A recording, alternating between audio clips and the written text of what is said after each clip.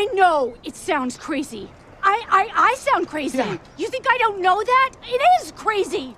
Stranger Things Season 2 is sadly not coming anytime soon because due to the pandemic and certain things that had to stop and start with production, the 4th season of the highly anticipated series will not be arriving until 2022.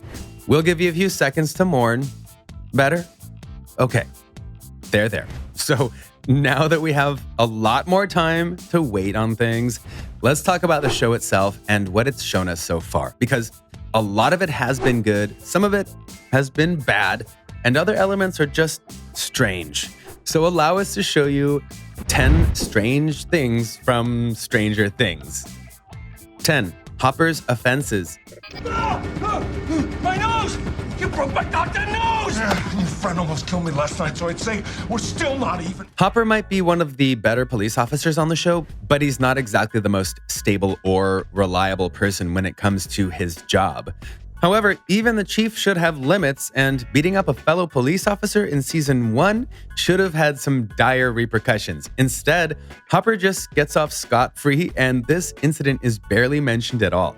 Now, at first, this may just seem like a TV logic kind of thing, but especially in Stranger Things, that shouldn't happen. Think about it. In various cop shows and movies, going and attacking a police officer is a serious deal, and at the very least, an apology is demanded from one to the other, and yet that's not what's happened here at all. Also remember that this is a small town, and so the chief of said small town going and beating the crap out of another officer, yeah, that honestly shouldn't have been so easy to get around. Do we want to call that Hopper magic? Good, because we have another example of it for you. 9. Letting Hopper live in season 1. Sorry again for trying to turn you away there. It's fine. You know, it's funny, your voice, it sounds different. In season 1, it was clear that the government was trying their hardest to hide the existence of 11 and the Upside Down in the town of Hawkins. The fact that they ended up killing off an innocent diner owner just to keep this secret is proof enough. However, these people were well aware of the fact that Hopper was digging around in their business and uncovered a major chunk of the conspiracy. So, the fact that they allowed him to follow his investigation through to the very end is rather odd, especially when you consider that he goes on to adopt 11 as his own. So, yeah, that's odd. Again, you could argue TV logic here because obviously Hopper had a big role to play. But why would they be willing to kill random people who didn't know anything and yet leave Hopper alone when he knew pretty much everything? Exactly. Hopper magic, right back at it. 8. Nancy's marksmanship. You ever shot a gun before? Have you met my parents? Nancy Wheeler is one of the best characters on the entire show, serving as a breath of fresh air in comparison to most of the usual teenage girls that end up starring in a horror movie or series. However, there are times when the writers go too far with her persona, such as when she whips out some excellent marksmanship skills out of nowhere. Given the fact that Nancy's skills with a gun had never been mentioned up to this point, this makes the entire scene feel rather absurd and hard to believe. Nitpicking? Not really. She lives in Hawkins, Indiana, and doesn't exactly have a reason to go and do all sorts of gun-related things. So how in the world is she a high-level marksman? And the sad thing is, all it would have taken is a line or two of dialogue in a random conversation to say that she had gun skills, and we could have gone from, yeah, right, to, wow, she really does have gun skills. Sometimes it's the little things. 7. How did Will survive in the Upside Down? That's not what we're talking about. Oh. We were thinking of more of an evil dimension, like the Veil of Shadows. You know the Veil of Shadows? Given the fact that there's nothing much to actually sustain a human being in the Upside Down, it's hard to understand how Will managed to survive on his own in this place for so long. While the lack of food can still be explained away to an extent, the fact that Will stayed hydrated in a place with no drinking water is rather hard to believe. Now, this one will allow the TV logic to come through because it could be that an extra dimensional place like the Upside Down is believed to be has different rules once you go there. Not unlike how you go into space and suddenly gravity is gone. You have to play by its rules.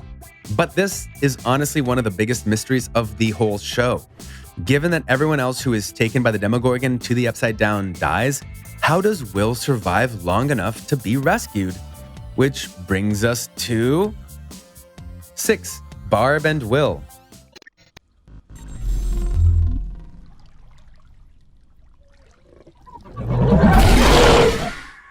After avoiding the clutches of the Demogorgon for the longest time, Will was finally caught by this beast near the end and attacked by it. However, what doesn't make sense is the fact that Demogorgon had no qualms with eating Barb, yet decided to treat Will in a different manner. The reasons for this have never been elaborated upon, which is weird. Just as important, how could Will go and evade the Demogorgon on his own turf for so long, let alone be separated from it after they arrived in the place? There's a huge fan theory going on that the Demogorgon had to keep Will alive because, wait for it, the Demogorgon is the future fate of Will. Yep, it's a time loop theory, and the Upside Down is just a future nightmare version of Hawkins, which makes more sense than you probably think it does. Either way though, this is something that should have been explained, but hasn't been. Thus, these fan theories are born. 5. Bob's death. Open sesame. The deaths of numerous people on the show have been covered up in the news as freak accidents, disappearances, or anything else along the same lines. However, this standard operating procedure doesn't seem to have been applied to Bob, a character who had a pretty impactful presence in the town of Hawkins. His disappearance would have definitely been a cause for concern, yet nobody even bothers to check up on his well-being after his disappearance. True, this is one that could have been handled off-screen, but why showcase the disappearances of lesser characters and yet not talk about Bob? Kind of inconsistent, wouldn't you say? 4. Parents and children. We have been shot at, nearly blown up, stole a car, all while being chased by this gigantic psychopath. Also, we could bring him to you. Joyce is perhaps the only character on the show who actually cares about her sons, something that can't be said for the rest of the young characters and their parents. It's not unlike any of the parents are outright bad, but for some reason, they're exceptionally unaware of the fact that their children are embroiled in some genuinely disturbing and dangerous plots, which, after 3 seasons of this nonsense, you'd get the feeling that something would be very wrong. The obvious oblivious parent trope that sitcoms are known to have would apply here quite nicely, but these events in Hawkins haven't exactly been small. Will's disappearance, the Russians, the attack on Starcourt Mall, you'd think that they would be more mindful of their children's exploits. Apparently not. 3. Hawkins Lab. They're gone. They're gone, and for better or for worse, I'm the schmuck they brought in to make things better. But I can't make things better without your help. A secret government lab that experiments with the supernatural could easily face a massive problem if one of their tests ended up leading to some truly dire consequences. Yet, for some reason, there's absolutely no emergency protocol in Hawkins Lab that can deal with such a threat, making it seem like the entire facility was poorly planned from the get-go. Something that should not be the case when said facility is dealing with such dangerous experiments, especially one like 11. Oh well. 2. Soviet underground.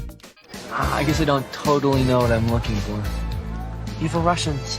The fact that the Starcourt Mall in Hawkins was also just a front to hide the existence of a massive underground lab is also rather hard to fathom, especially given the fact that said lab was probably not even hidden properly if a bunch of kids managed to discover it. The logistics involved with such a massive project would be hard to hide as is, and it's a surprise that nobody noticed the Soviets making a lab right under their noses in the middle of the Cold War. 1. Hopper magic. You're crazy! Crazy. You want to see real crazy? You disrespect me again. After the sad ending of Season 3, the trailer of Season 4 invigorated the fan base once again by showing that one of their favorite characters was actually alive. However, this should not be possible in the slightest.